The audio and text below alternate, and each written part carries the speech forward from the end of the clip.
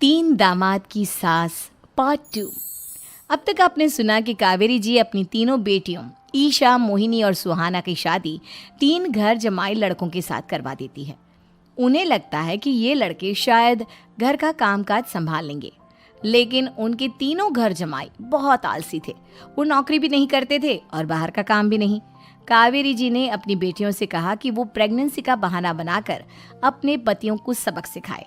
अब सुनिए आगे। मम्मी, आपने जैसा कहा था हमने वैसा ही किया, लेकिन देखिए ना, विवेक का हाल तो वैसा का वैसा ही है। घर में ना सुबह का नाश्ता बनता है और ना खाना। नौकरी पर जाने की बात करूं तो खाने को दौड़ते हैं मुझे।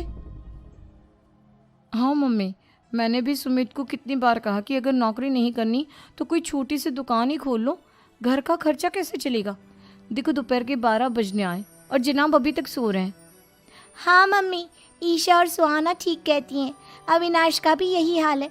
जब मैंने अपनी प्रेगनेंसी के बारे में कहा तो मुझसे कहने लगा, अरे दूसरी लड़कियां तो 9-9 महीने तक नौकरी करती है, बस डिलीवरी के टाइम छुट्टी लेती है। मोहिनी, तुम भी नौकरी करो। अब मुझे कहाँ नौकरी मिलेगी। मम्मी बताओ अब मैं क्या करूँ। हे भगवान, क्या सोचकर घर जमाई दामाद लाई थी मैं कि मेरी बेटियां मेरे पास रहेंगी और खुश रहेंगी, लेकिन इन आलसी दामादों ने तो हमारी जिंदगी को भी प्रॉब्लम में डाल दिया है। मैं तो कहती हूँ मम्मी, हम लोग वापस अपनी जॉब पर जाना शुरू कर देते हैं। बता देते हैं इन लोगों को कि हमने प्रेगनेंसी का बहाना किया है। नहीं नहीं बेटा, ऐसी गलती भी मत करना। अगर तुमने ऐसा किया तो इन तीनों की आदत और ख़राब हो जाएगी। अरे आज नहीं तो कल कभी तो तुम प्रेग्नेंट होगी, तब वापस यही प्रॉब्लम आएगी। तब क्या करोगी तुम तीनों। हाँ मम्मी, आपकी बात तो बिल्कुल सही है। इन लोगों को तो सुधारना ही पड़ेगा। लेकिन कैसे? अपने बच्चों के आने की खबर सुनकर भी इन लोगों पर कोई असर नहीं हो रहा। पैसे कमाने के लिए घर से बाहर निकलना ही नहीं चाहते ये तीनों।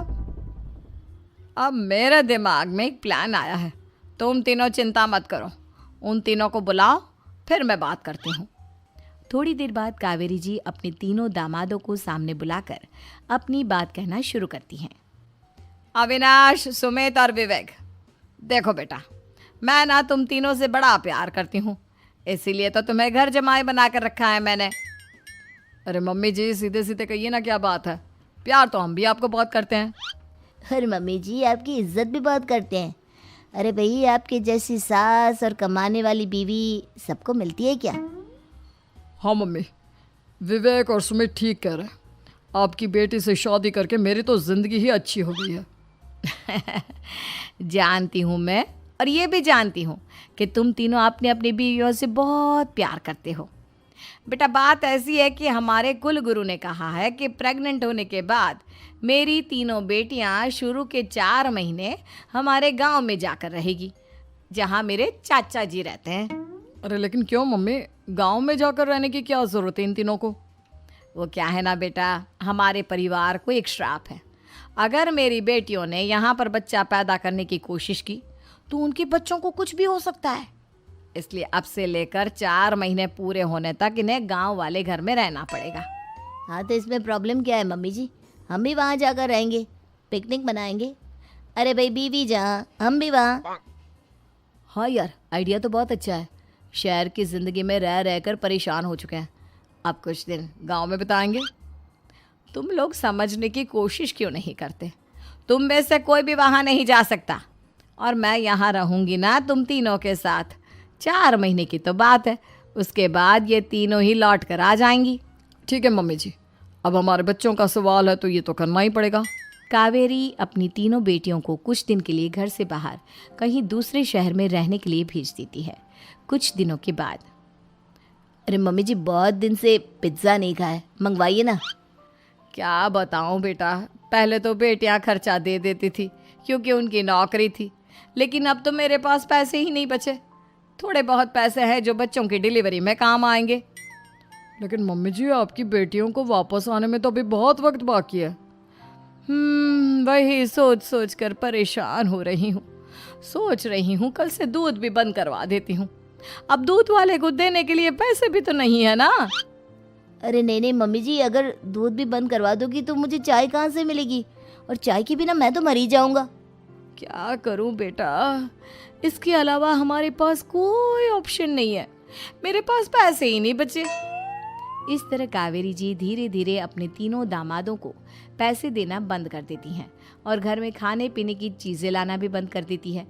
अब वो तीनों बुरी तरह से परेशान होने लगे थे और इसलिए एक दिन तीनों प्लान करके घर से बाहर निकलते हैं और बाजार में जाने के बाद यार अच्छा खाना खाए हुए कितने दिन हो गए, पता नहीं कब अच्छा खाना मिलेगा। हमारी बीवियों के जाने के बाद तो हमारी हालत भिखारियों जैसी हो गई है यार। कुछ भी हो, मुझे तो आज पिज्ज़ा खाना ही खाना है।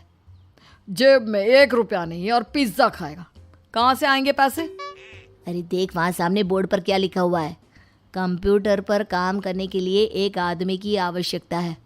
भाई मैं तो जा रहा हूँ, काम करूँगा और शाम तक पैसे लाकर आराम से पिज्ज़ा खाऊंगा। जा जा, तुझे कोई काम नहीं देने वाला, हम तो घर जा रहे हैं। चल भाई सुमित। सुमित और अविनाश वहाँ से चले जाते हैं और विवेक उस कंप्यूटर शॉप पर सारा दिन काम करके 5,000 रुपये कमा कर घर लौट कर आता है और अपने खाने के लिए अच्छी अच्छी चीज़ें भी लेकर आता है। ये देखकर विवेक और सुमित के दिल में भी कुछ पैसे कमाने की इच्छा जागती है। अरे सुबह सुबह कहाँ चल दिए तुम? मम्मी जी एक बहुत अच्छी जगह मिली है, कंप्यूटर पर काम करने के 5,000 मिले थे कल मुझे। अगर रोज़ काम करूँगा तो पूरे 40,000 की तनख्वाह। अरे वाह, ये तो बहुत अच्छी बात है दामाद जी, आपको जाना ही चाहिए। सुमित और अविनाश विवेक को इस तरह तरक्की करते देखकर परेशान हो जाते हैं और वो दोनों भी काम की तलाश में निकल पड़ते हैं। धीरे धीरे उन दोनों को भी काम मिल जाता है। अब कावेरी के तीनों दामाद छोटी मोटी नौकरी करके अच्छा पैसा कमाने लगे थे। एक दिन कावेरी उन्हें अपने पास बुलाती हैं। अरे वाह, विवेक 40,000 कमा लेता है, अविनाश 60,000 और सुमित तुम भी 40,000 के आसपास कमा ही लेते हो। कुल मिलाकर तुम अच्छे खासे पैसे कमा रहे हो बेटा। हाँ मम्मी जी, बहुत मज़ा आता है जब महीने के एंड में मोटी रकम हाथ में आती है। पूछिए मत मम्मी जी, घर में रहकर रोटी बना बना कर और तो जैसा महसूस होने लगा था मुझे तो। हाँ बेटा, तुम तीनों की बात तो बिल्कुल ठीक है और जानते हो अब तुम तीनों की पत्नियां भी वापस लौट कर आने वाली है। लेकिन मम्मी जी अभी तो उन्हें गए सिर्फ 2 महीने हुए हैं, आपने तो कहा था वो 4 महीने के बाद लौट कर आएंगी। ऐसा कुछ नहीं है बेटा, मैं सिर्फ तुम तीनों को सबक सिखाना चाहती थी कि आदमी घर में बैठकर बीवी की कमाई खाता हुआ अच्छा नहीं लगता। इस दुनिया में हर इंसान को मेहनत करनी चाहिए, काम करना चाहिए, चाहे वो औरत हो या आदमी, ताकि अपने परिवार को संभाल सके। कावेरी की बात सुनकर उन तीनों को अपनी गलती का एहसास होता है और कावेरी उन्हें सच बता देती है कि ईशा, सुहाना और मोहिनी शहर में ही कहीं दूसरी जगह रह रहे थे। शाम के वक्त उन तीनों की पत्नियां लौट कर आ जाती है और कावेरी जी का परिवार एक खुशहाल परिवार की तरह रहने लगता है।